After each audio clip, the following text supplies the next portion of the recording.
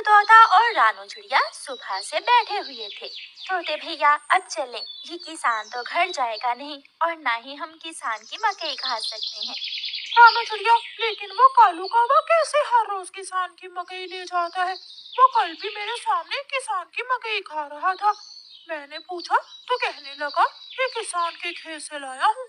वो एक नंबर का चोर है, किसी न किसी तरह वो मकई चोरी करके ले जाता होगा। किसान खेत में काम कर रहा था और चिड़िया और तोता बिना मकई खाए ही जंगल वापस चले जाते हैं। हाँ भी तोते और चिड़िया, बताओ क्या आज तुमने किसान के खेत से मकई खाई है? ना, हम तो सुबह से दोपहर तक पेड़ पर बैठे रहे, लेकिन वो किसान है कि घर गया ही नहीं और हम थक हार कर बिना मकई खाए ही जंगल लौट आए। मैं तो जा रहा हूँ, पेट भर मकई खाऊंगा भी और अपने साथ भी लेकर आऊंगा।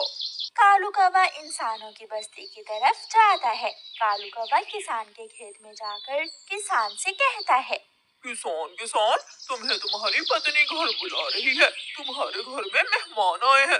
अच्छा, तो मैं जल्दी से घर जाता हूँ। काफी शुक्रिया जो तुमने मुझे बता दिया।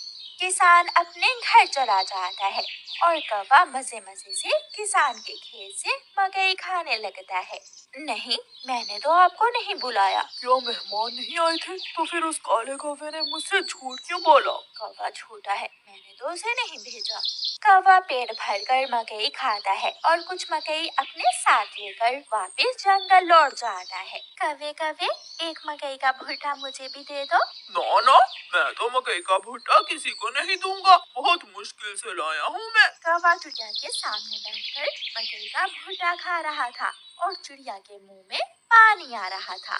दूसरे दिन कौवा फिर से किसान के खेत में जाता है और किसान से कहता है, किसान, मैं अभी तुम्हारे घर से आया हूँ, तुम्हारे बेटे को तेज बुखार है, जल्दी से घर जाओ। कौवे की बात सुनकर किसान घबरा जाता है और कुछ सोचे बिना अपने घर भाग जाता है और कौवा मजे से मकई खाने लगता है।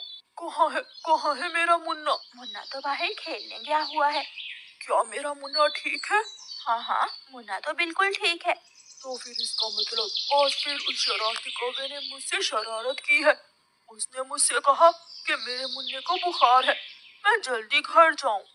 वो कौवा जरूर आपको घर भेजकर खेत से फसल खाता होगा। मैं कल देखूंगा वो कौवा कैसे मुझे उल्लू बनाकर मेरे खेत से मेरी फसल खाता है। कौवा जंगल जाकर बहुत खुश था। वो जो मकई अपने साथ लाया था वो तोते और कबूतर के सामने बैठकर खाता है।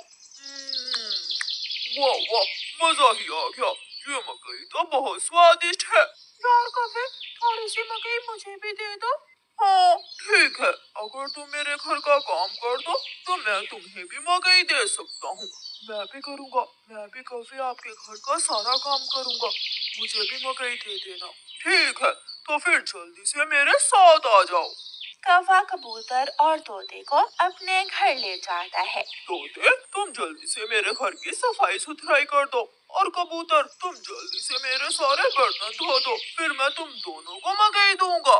फिर कबूतर अपने काम में लग जाता है और तोता कौवे के घर की सफाई सुथराई करने लगता है। दोनों अपना अपना काम खत्म कर देते हैं। कौवे, मैंने काम कर दिया है, अब मुझे मकई दे दो। मैंने भी काम कर लिया है, मुझे भी मकई दो। कौन सी मकई? चलो भाग जाओ यहाँ से तुम दोनों, मैं तुम्हें कुछ नहीं देने वाला। तुम धोखेबाज हो, तुमने धोखे से हमसे अपना काम करवाया और अब हमें भूखे ही भेज रहे हो। कबूतर और तोता वहाँ से चले जाते हैं। कौवा हर रोज की तरह अगले दिन भी किसान को पागल बनाने के लिए किसान के खेत में चला जाता है।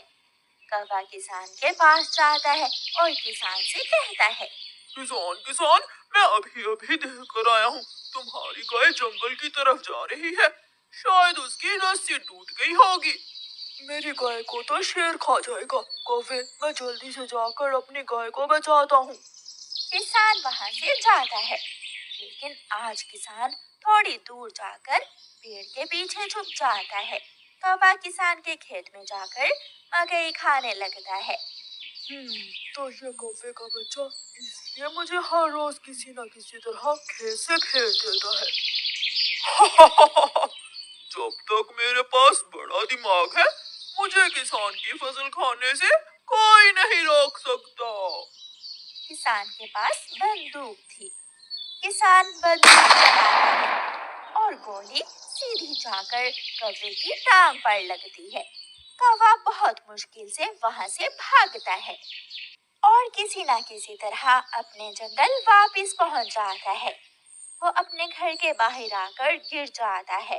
हाय, मर गया, मर गया।